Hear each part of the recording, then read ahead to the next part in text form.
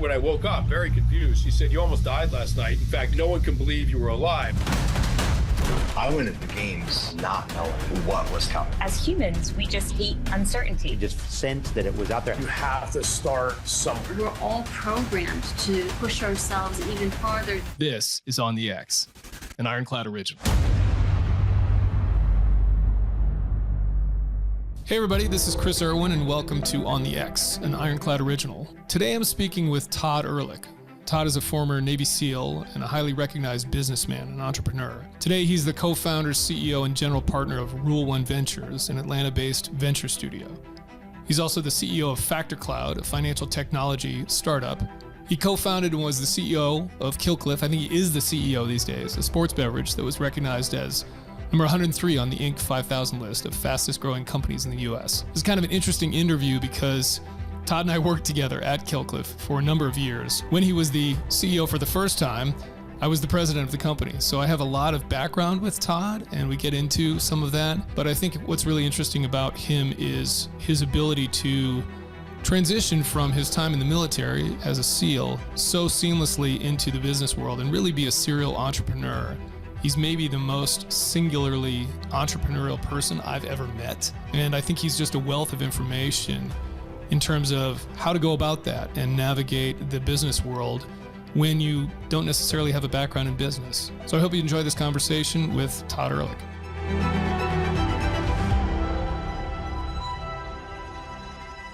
Todd, how's it going, man? Good to see you. Great to see you too. Yeah, so this will be an interesting interview because you, unlike I think almost anybody I will end up interviewing on this, you and I know each other very well and have worked together for years at Killcliff. Actually didn't know each other in the military at all, but so I was trying to think of a question I could ask that I don't know the answer to already, but for the sake of the viewers, we will go through all of this. So let's just start off with your, like, kind of what got you in the military, right? So I actually don't even remember. Where did you grow up?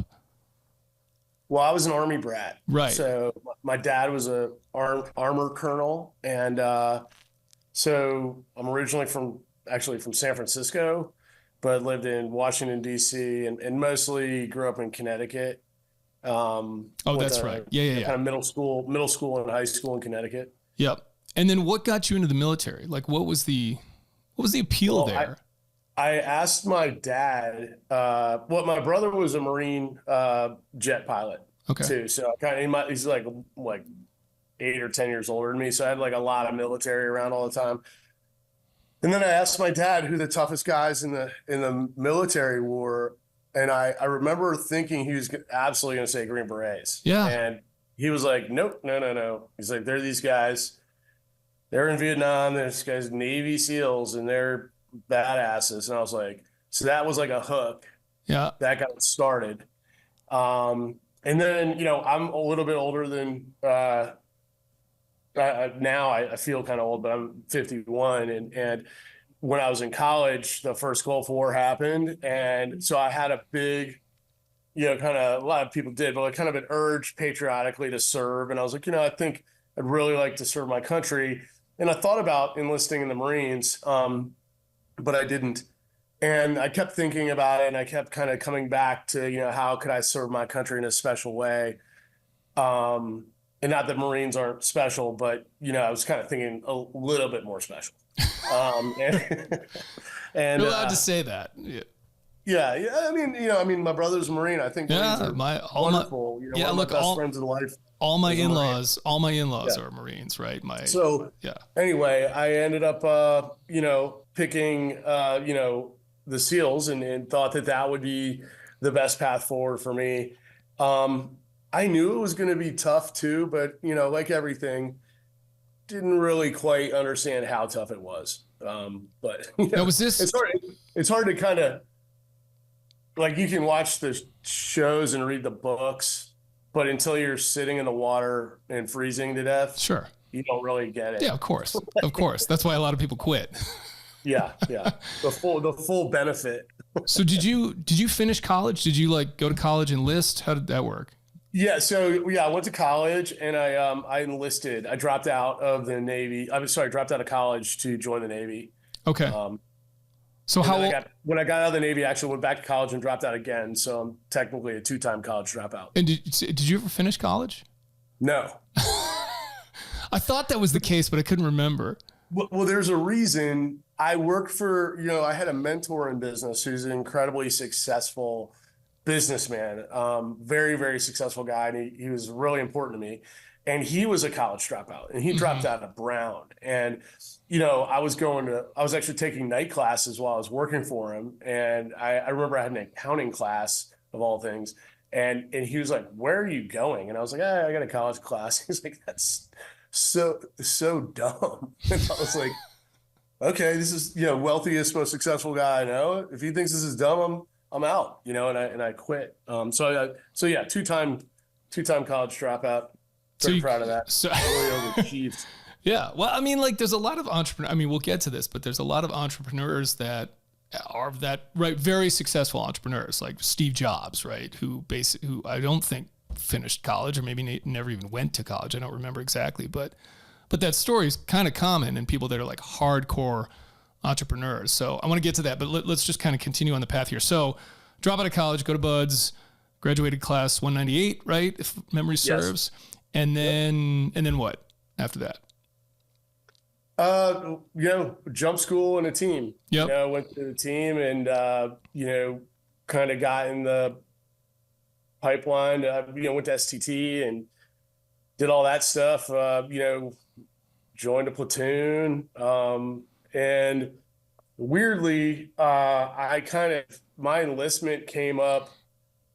I got enrolled back in Buds. So that chewed some time out of my enlistment. And then when I got to the team, there was a lot of things that were slow down on the way to platoons.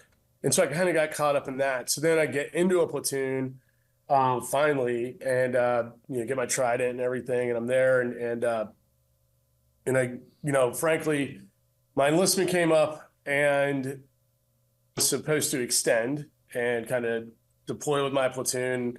A couple things happened and one thing led to another, and I never ended up deploying with my platoon at SEAL Team 8. And it wasn't, I didn't get in any trouble or anything like that. It was just literally the end of an enlistment and what are your options there? And I didn't have a lot of options. And I didn't have, and truth be told, I'd kind of made my mind up. I wasn't going to be staying in for a long time at that point. It was the mid 90s and things were a little bit different. Yeah, I think that's an important point, right? Because people we've been on this, conflict. Things changed in September 11th, right? And it's just a completely different environment now than it was pre 9/11, which is when you're talking about. Yeah, I mean, the way I would kind of frame it is I signed up for chaos, and that's not what was happening. And I was like, I'm either gonna get in trouble, something there was all downside and no upside. Yep. So it was just so I kind of made up. It was like, okay, if we didn't get sent overseas to do X, Y, and Z yet, it's never gonna happen. And I literally kind of naively, very, very naively, came to that conclusion that it wasn't going to happen for me. And so what I always say, and it's a lesson, but I had to make what was a regrettable decision, but I think I did make the right decision personally. It was just not the decision I wanted to make. It was a decision I felt like I had to make, because once you decide you're going to move on from something, if I was staying in my opinion, this is kind of wrong, but if I was going to stay in much longer, it wasn't, I was doing it, I would be doing it for the Navy, not for me or my future family or anything else. So once I decided to move on, it was, kind of I don't want to sound as crass as saying it was a business decision. It wasn't, but it was okay, I can get into, college. I get into this, start school again, get going, I was really scared to get out too, to be honest. Yeah. I mean, so this is what, 1998, 99, something like that? 97. Oh, okay. 97. Yeah. Okay. Yeah. So, I mean, a completely different environment, right? I mean, I remember that. I'm old enough where I spent a little bit of time in the teams pre 9/11. Remember what that was like. So doing that then, and at this point, you don't have a family or anything, right? You're just still solo, right? And kind of like just on your own. Did you have a concept like, oh, I'm going to go out and start this kind of business, or I'm going to go work in this industry at that point? Like, what was your stepping off point in terms of transition into the civilian sector? Yeah, so I wanted to, this is so embarrassing. I wanted to work on Wall Street. I thought I would be good at that. I did go down and I actually got a job offer to work at the New York Stock Exchange. I didn't end up taking it. I kind of wish I would have in retrospect, but I ended up, I didn't have an actual plan. I mean, looking back on all the decisions that were made, like I was going off kind of half-cocked the whole time. Yeah, but you're like your early 20s, right? And like, nothing tying you down. 20s, I mean, okay. Like, not that smart. I feel like the executive load wasn't fully functioning. So That's fair. anyway, I got out. I really wanted to be successful in business for sure.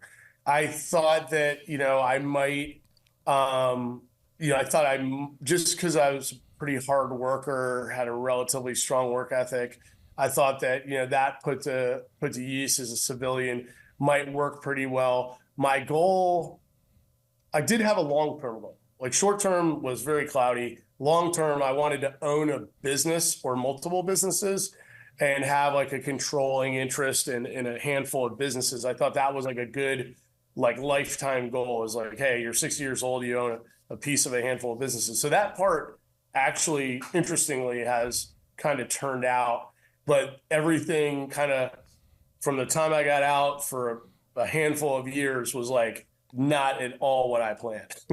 Yeah, but I think that's pretty typical, right? I mean, I think that's one of the lessons, certainly that I learned getting out of the military, was like, hey, your first job post-military, and I would say especially if you spend a fair amount of time, might be completely like not the thing you wanted to do, right? You might find yourself in a job where it's like, this is not working at all. And I know for me that was tough because it was like, oh yeah, I'm just going to go and kick ass at the next thing I'm going to try to do. And it was like, oh, I am not good at this. This is not fun. I don't enjoy this, and I got to go do something else, right?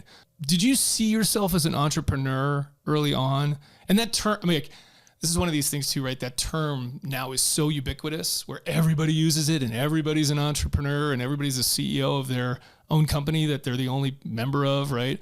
But I would say back then it wasn't as prevalent as it is now. But was that something in your mind of like, yeah, I'm an entrepreneurial guy? Because I would certainly, look, having spent a lot of time with you, I would categorize you as you're probably the most entrepreneurial person I know personally, right? Like, I mean, obviously there's very entrepreneurial people out there that are public, very public, that everyone knows about. But in terms of people I know personally, you have an incredibly innate ability to be non-risk averse and just be like, hey, I'm going to go. We've talked about this, right? Like, this is where our personalities kind of differ. You're like, hey, I'm just going to go for it. Start a business and see what happens. I got an idea, that kind of thing.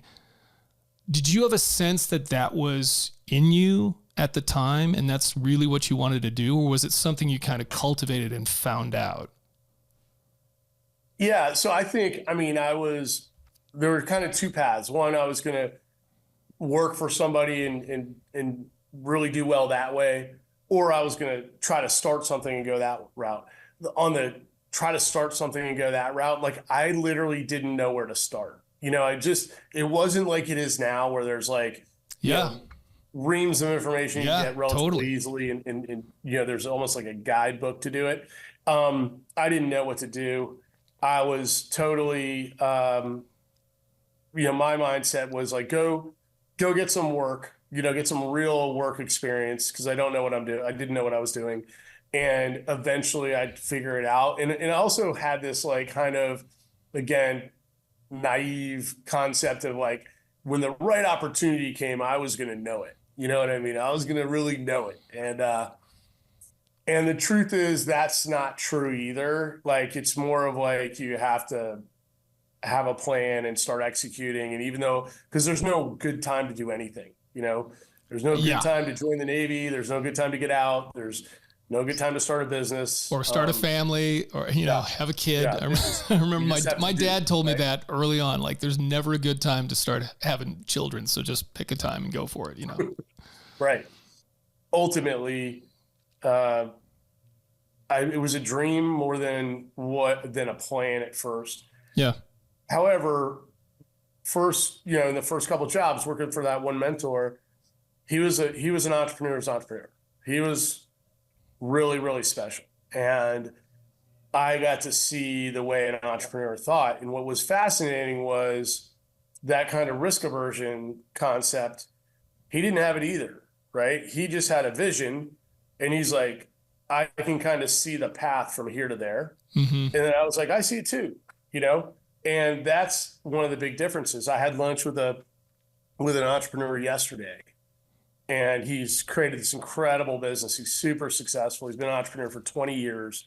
And he basically said, he was, he was just able to see these opportunities that other people just didn't see it like he did. Mm-hmm. Right. And so there's kind of that visionary aspect to it. I'm not calling myself a visionary, but just being able to see sometimes for me, what is the next best step in a process is enough for me to move forward until I see the next best. Yeah. Right. And sometimes, people can't see that next step. Yeah. Right. It's just a cliff, right? There's nothing, there's no next step and they're scared. So fortunately that's something I've been able to develop over time, but it was not I didn't know how to start, to be honest. Okay. So what did you do? Like, I want to get to Killcliff, obviously, because that's where you and I have spent time together, and that's the company that's been partnered with the foundation forever. But were there other companies before that you started? I think so, right? Or not? Well, so my first CEO job, so I was working for the mentor, mm-hmm. and through working with him, I ended up, seeing a lot of really interesting business opportunities. And I learned a lot about entrepreneurs through that process because most of the guys we're looking at buying businesses from were entrepreneurs. And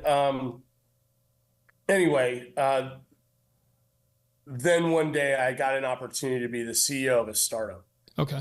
And it was and I, again, naively didn't realize it was really the job that nobody wanted. The startup was more or less a failure. Ultimately, but I was like, yeah, I'll do it, and what happens, what I know now that I didn't know then is a lot of times startups fail, right? Mm-hmm. And sure. I knew that, but sometimes they're failing, they're failing for reasons that are basically management related. It wasn't a bad idea. It wasn't anything. It was just the team running it was failing for whatever reason. So this one was another entrepreneur started another company, needed somebody to run it.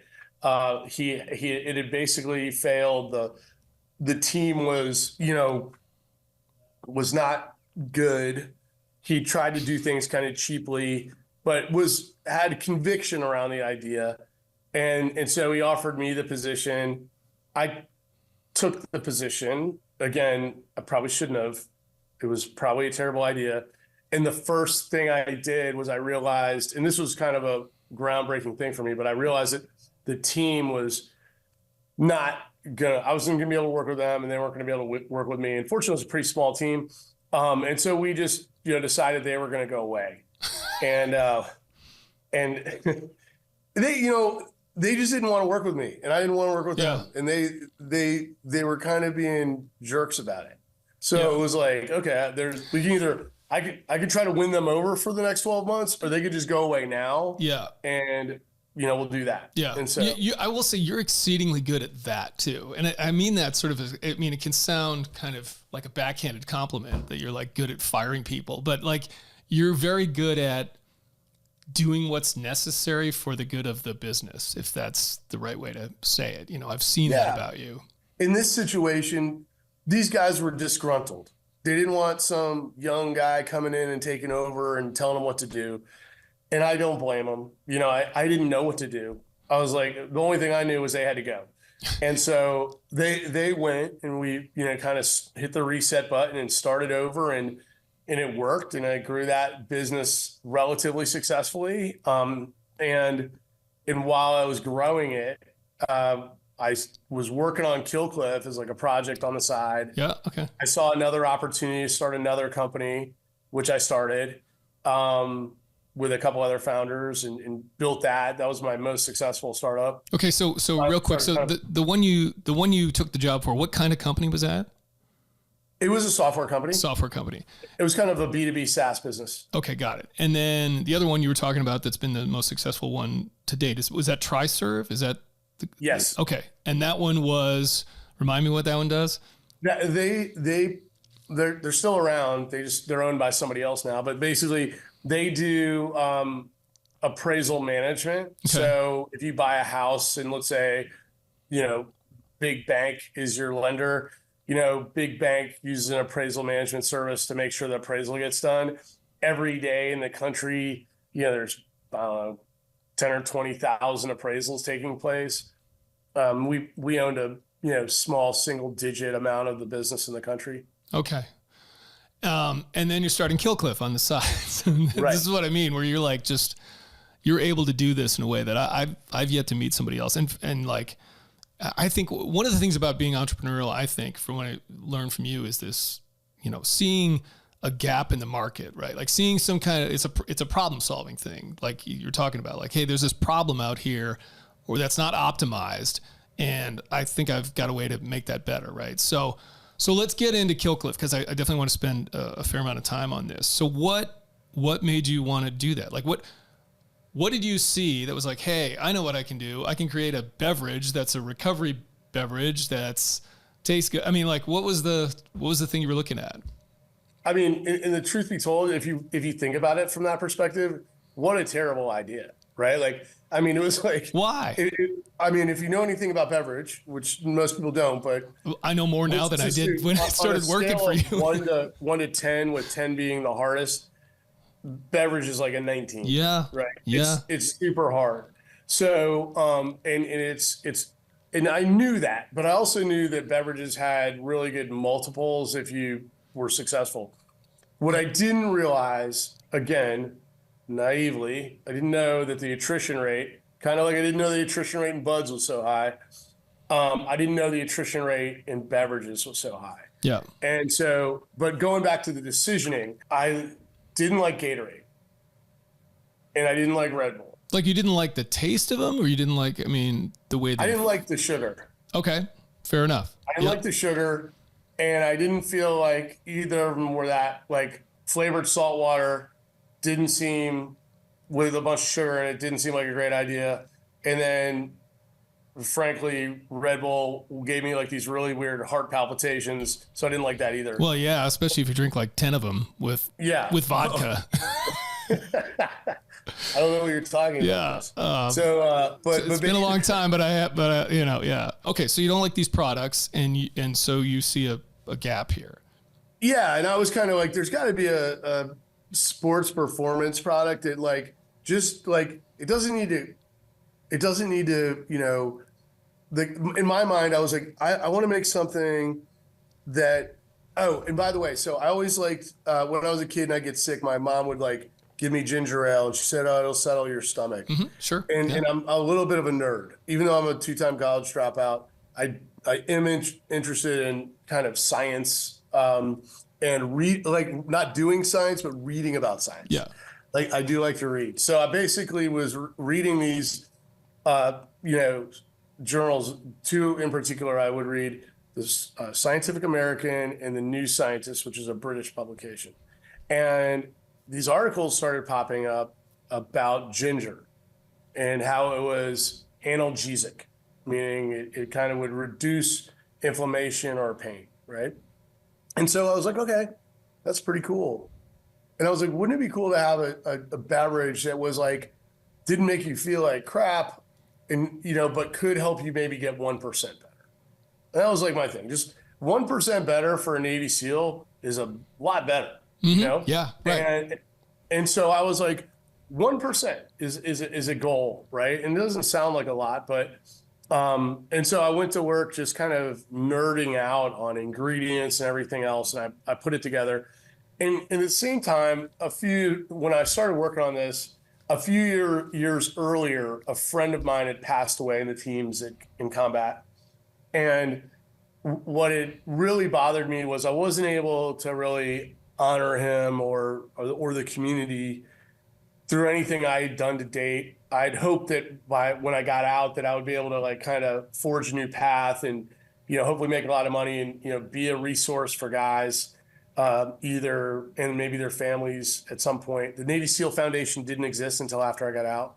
Yeah. And it didn't exist, like from a name perspective, it didn't exist until the same year I got off active duty.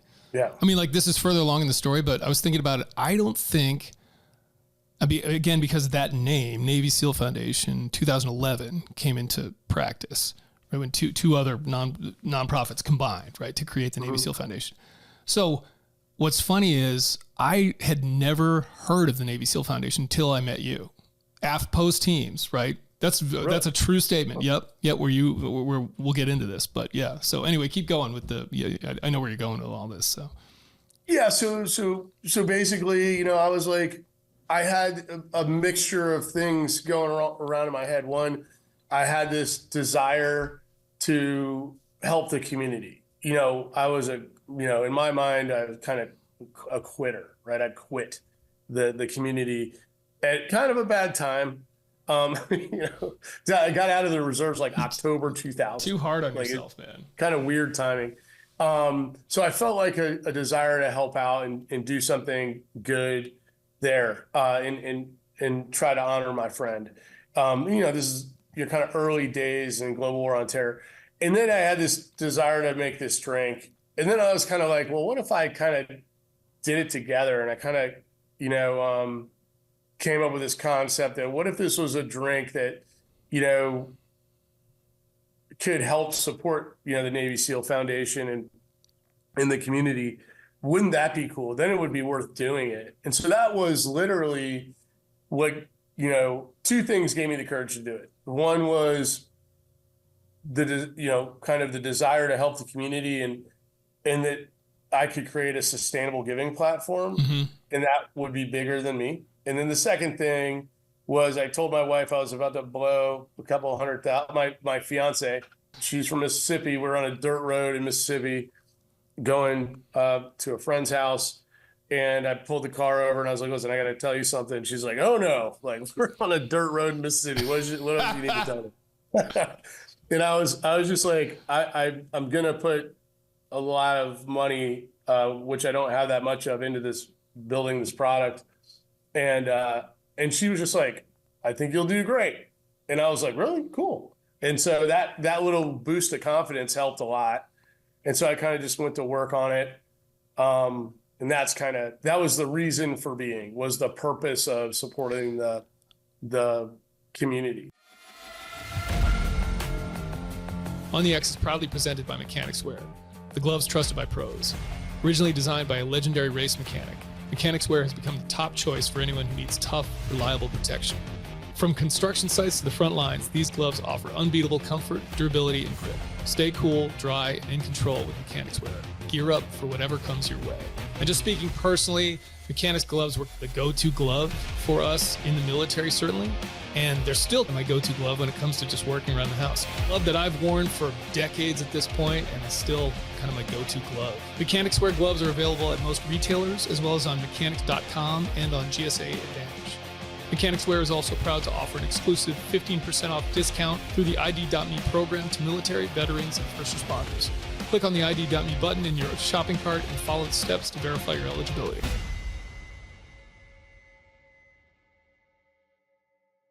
How do you do that? How do you make a drink? I mean, like, I don't even after working at that company for 5 years, I still don't know how I would do it from scratch. Like how I would just start, get a concept, turn it into a drink, get it into a can so I can sell it. I mean, how do you figure all that out? Yeah. It wasn't very easy, actually. And I failed at it pretty miserably to begin with. I was trying to call companies that create flavors for you, and they're kind of like, they'll mix it up for you. They'll create samples or whatever. And they wouldn't call me back. Mm-hmm. I never got an email back. Not one of these people. And I probably called like 20 of them, and they never called me back. So finally I found an entrepreneur who owned a beverage company, who lived in Atlanta. I offered to take him out to lunch. I bought him lunch and asked him 100 questions. He gave me the answers to everything, offered to help. And he put me in contact with the right people. And I kind of had a list of ingredients. Like, this is what I want. This is what I want it to taste like. But like, until I met those people, I had no way to execute on it, because nobody wanted to give me a hand until they're like, oh, X, so I'll take the call. Mm-hmm. So cold calling did not work. Yep. Warm calls work. And the ingredients themselves, I've heard you say this before, but you were trying to base like a lot of anti-inflammatory stuff, right? The idea was kind of ibuprofen in a can, drinkable ibuprofen. Right, yeah. That's not a drug, for lack of a better term, right? It was to support the anti-inflammation system of the body. There you right? go. So that's technically the way you're supposed to say it. Yeah. But yeah, that's right. I wanted to make an analgesic beverage. Okay. So you eventually get this thing made, right? Yeah. And then I think you had what, like 8,000 or 800 cases?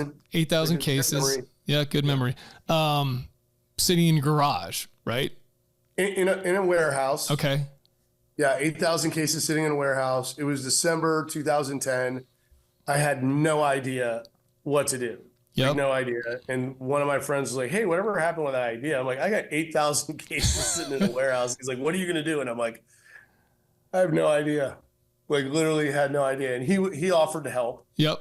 And so he was kind of like the first guy on the boat. Yep. And he offered to help. And, he just started going around selling it, and I was selling it. And, And this was just in and around Atlanta, right? Like door-to-door type sales to, I think, mainly bars, right?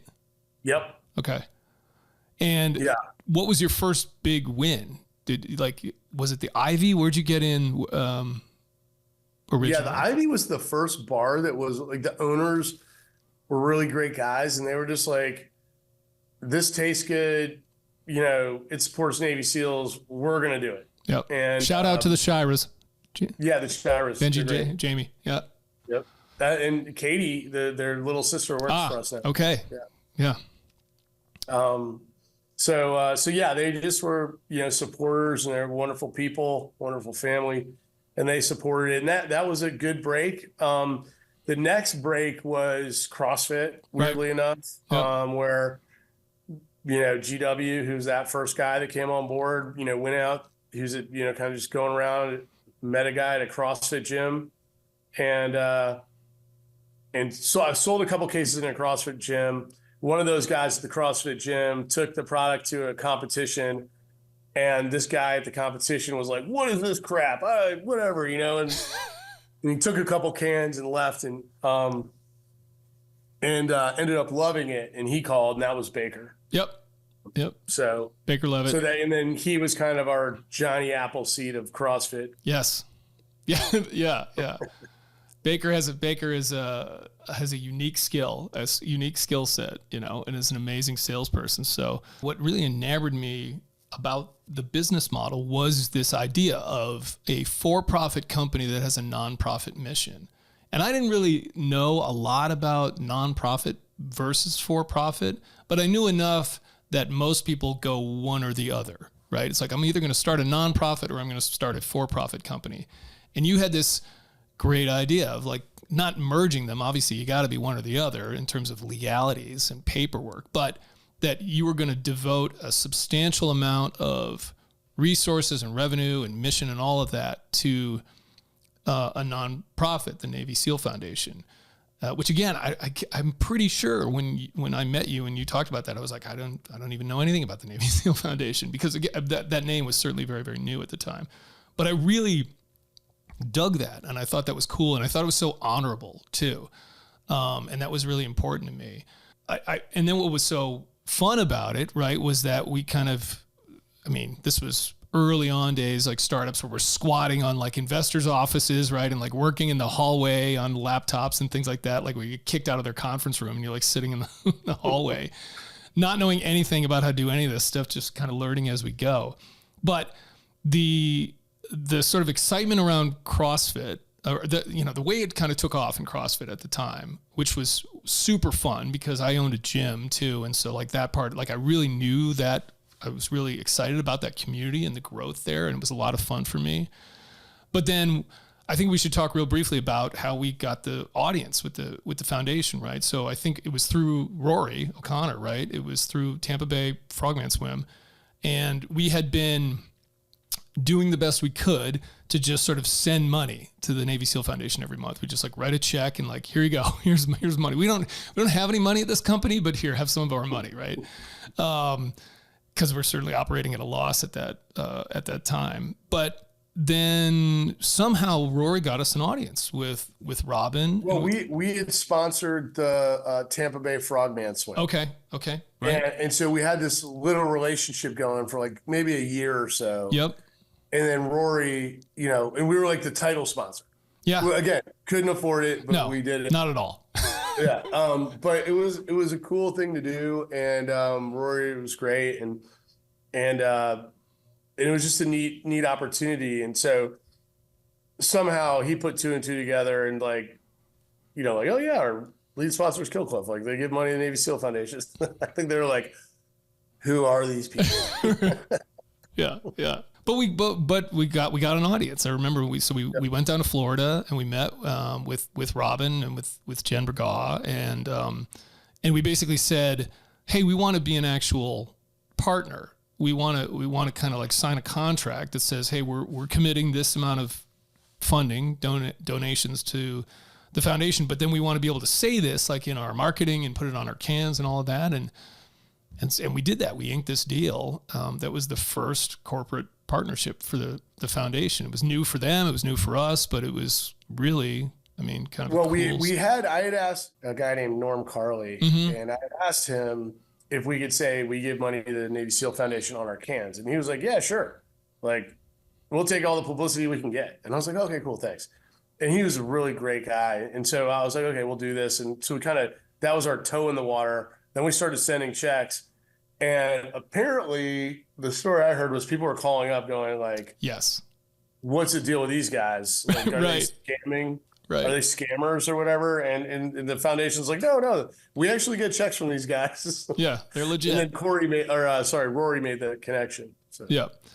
So that was the start of it, right? And so that was just, I think it was a real honor for us. And then we, over the next, whatever it was, X amount of years, just trying to build on that relationship and sponsor various things, right? And how much do you want to get into kind of the evolution of Killcliff, right? Because obviously there's a lot of things that happened, right? You left the company, I left the company, executive leadership changed. Now you're back owning the company again. So I don't know, maybe give like a kind of a quick synopsis of that as best you can, right? Of sort of the ups and downs of it and where you see it now and and then the future of it too. Because honestly, I'm super curious about that as well. Like where you go from here with Killcliff, like where's it at? So do your best. Like to kind of summarize the last like 5 years of Killcliff. Our star was rising very rapidly, right? Like the company was growing quickly.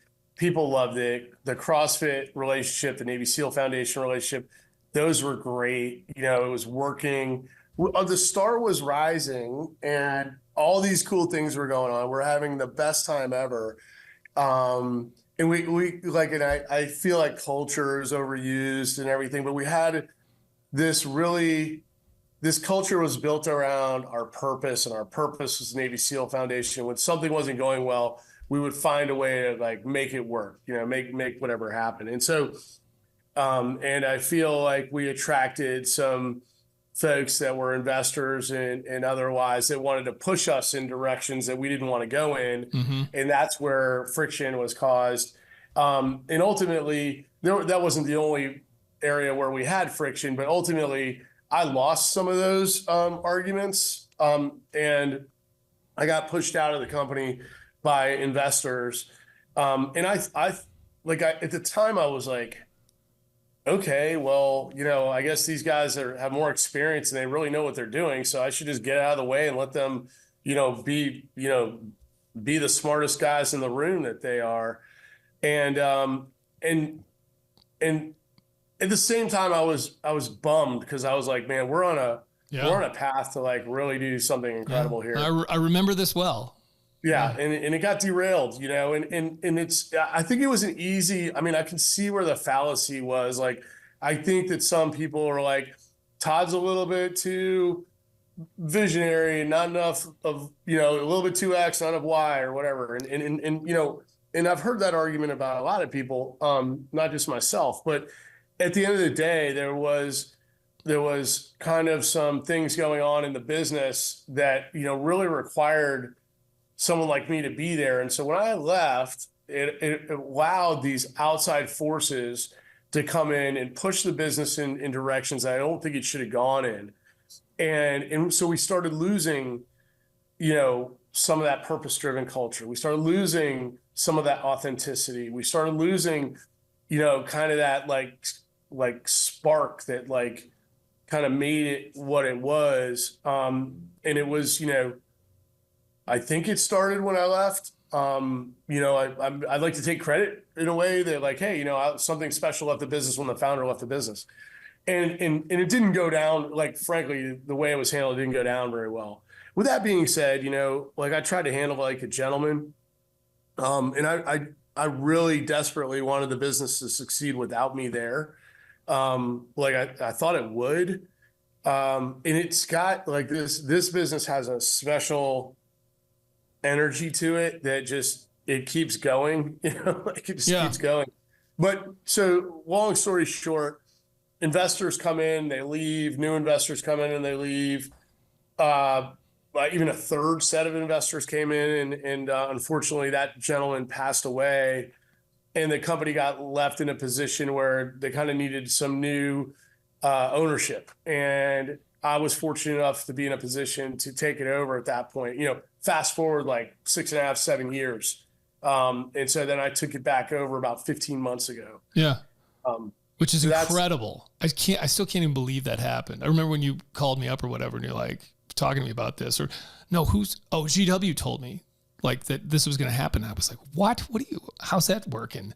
And so you and I talked about it, but what's the future here for Killcliff? Where you're at right now, obviously you have good marketing support too, right? Like you have Rogan in some sense is behind you guys as well, right? And I couldn't be more proud to own this again, to be honest. Like it's every entrepreneur's dream is to own the company that they lost. Having the capital structure is like Joe Rogan and I own most of the company, right? Which is kind of cool. It's a good business partner. He's a really amazing guy. I don't know him that well personally, but I couldn't say enough amazing things with him if he gave me 3 hours to do it.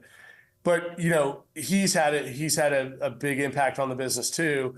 But I think now like this business, like Killcliff itself, my goal has always been to and I've said this 1,000 times, but I've always wanted to be the biggest donor to the Navy SEAL Foundation, or at least set this business up to be that.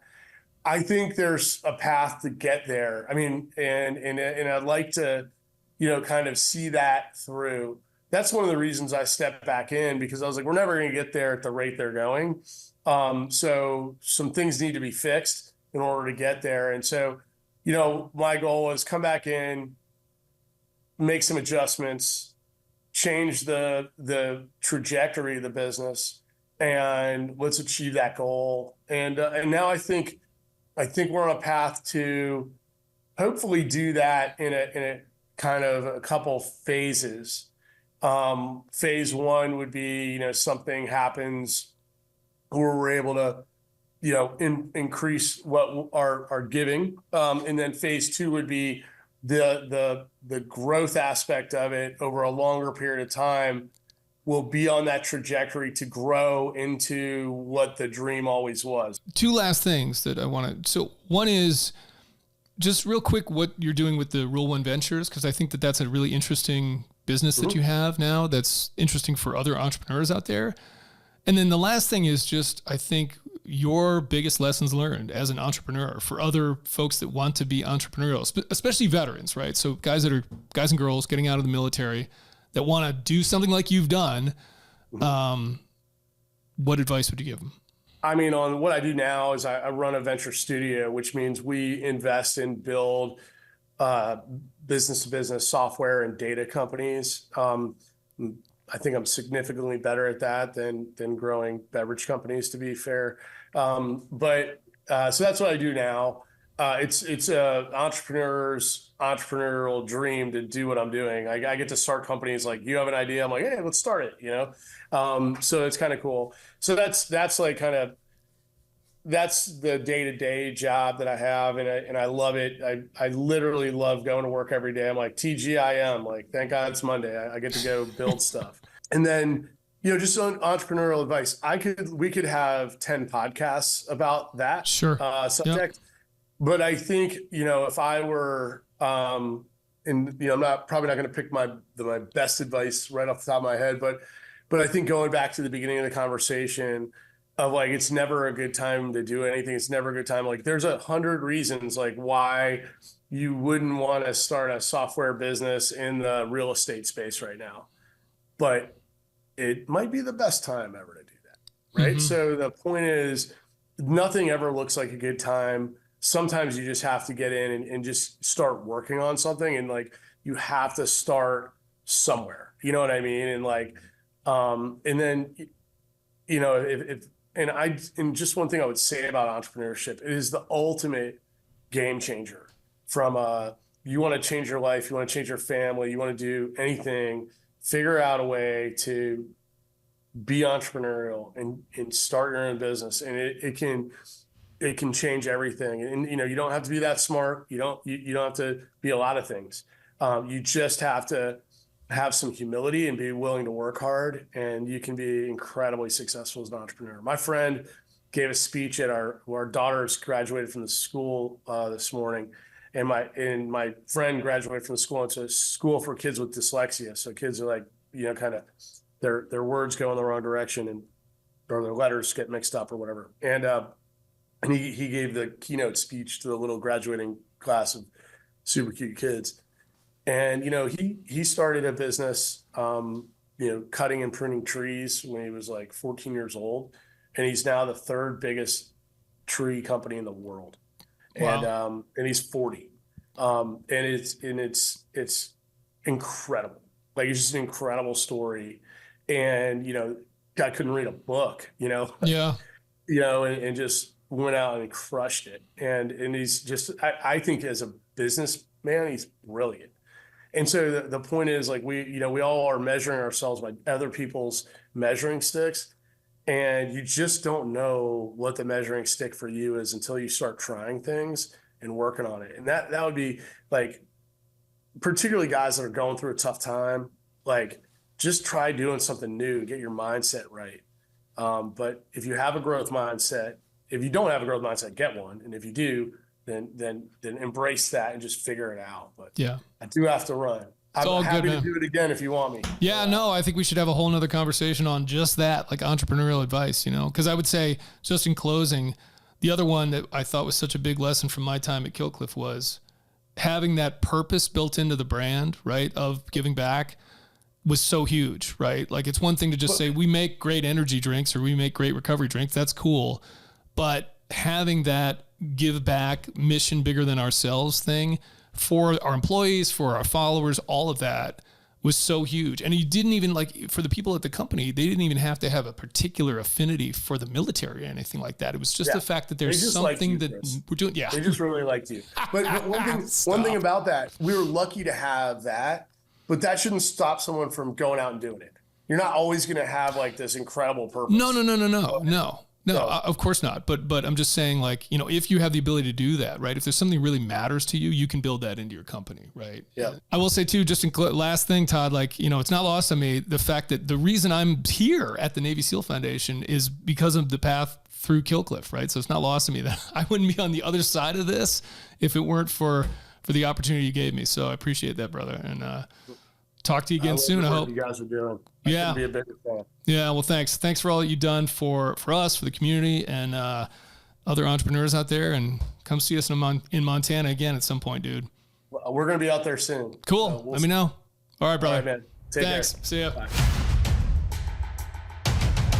Thanks for listening to On the X, the official podcast of the Navy SEAL Foundation and an IRONCLAD original series sponsored by Mechanicswear. See you next time.